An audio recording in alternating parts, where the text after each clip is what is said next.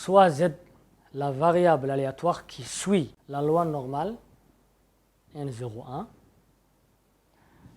b de z supérieur ou égal à 0 est égal à 0,5.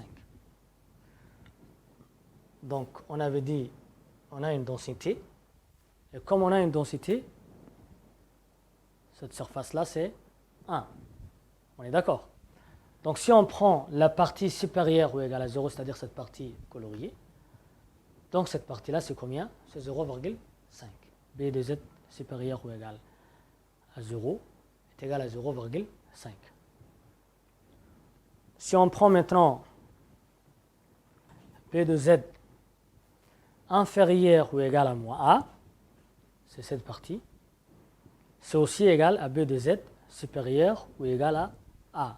Donc là, vous remarquez qu'il y a une symétrie. On va essayer de voir ensemble. Donc on va essayer de voir une petite animation sur b de x inférieur ou égal à a ou supérieur ou égal à a pour vous montrer l'égalité. Donc regardez ici. Si je mets tout au centre, c'est a égale à 0. Donc cette partie, c'est b de x supérieur ou égal à a. On obtient 0,5. Cette surface.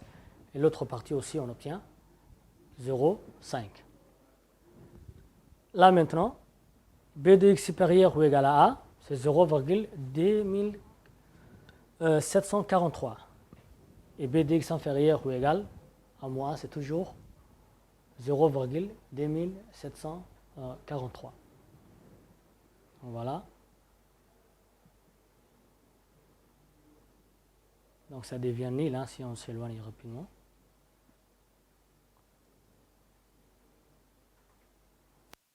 Donc voilà, à chaque fois on remarque que b de x inférieur ou égal à moins a est égal à b de x supérieur ou égal à a. Voilà.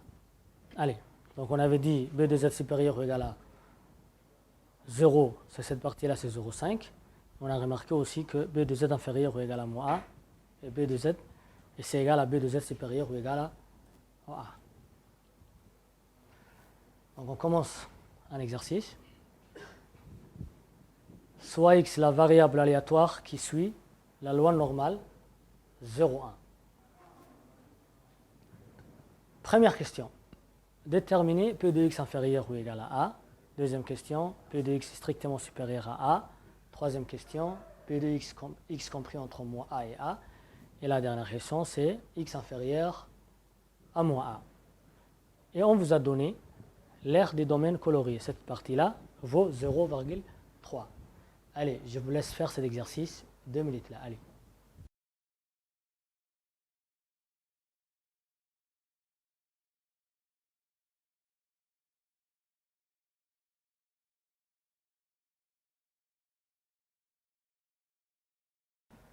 Je pense que tout le monde a fini. On va essayer de faire maintenant la correction. Donc, on avait dit que c'est la variable aléatoire qui suit la loi normale 0,1. C'est la loi normale sont très réduites. Première question, on nous dit calculer b de x inférieur ou égal à a. Donc, inférieur ou égal à a, c'est tout ça. A, supérieur à a et inférieur à a. Donc ici, c'est inférieur ou égal à a, c'est toute cette partie. Donc c'est ce domaine-là qui est égal à 3, 0,3. Ce domaine qui est égal à 0,3. Ce domaine qui est également égal à 0,3. Et tout ça. Ou bien, on peut dire aussi, ce domaine qu'on nous a donné, c'est 0,3. Et on avait dit tout ce qui est inférieur au centre, hein, c'est 0,5. Donc on obtient 0,5 plus 0,3, cette partie. B de x supérieur à a, donc B de x supérieur à a, c'est cette partie. Donc le résultat c'est quoi? Tout ça c'est combien? C'est 0,5. Et cette partie, 0,3. Donc 0,5 moins 0,3, ça nous donne 0,2. Donc b de x supérieur à a, c'est 0,5 moins 0,3, ce qui nous donne 0,2. La probabilité que x est compris entre moins a et a, donc x compris entre moins a et a, c'est-à-dire, c'est des parties. Donc on obtient, ici on avait dit c'est 0,3, cette partie est symétrique aussi, donc on a toujours 0,3 ici aussi, donc c'est 0,3 plus 0,3, c'est qui nous donne 0,6. Et puisqu'on avait dit inférieur à moins a et supérieur à a sont égaux, donc cette partie-là est aussi égale à cette partie-là, donc par symétrie.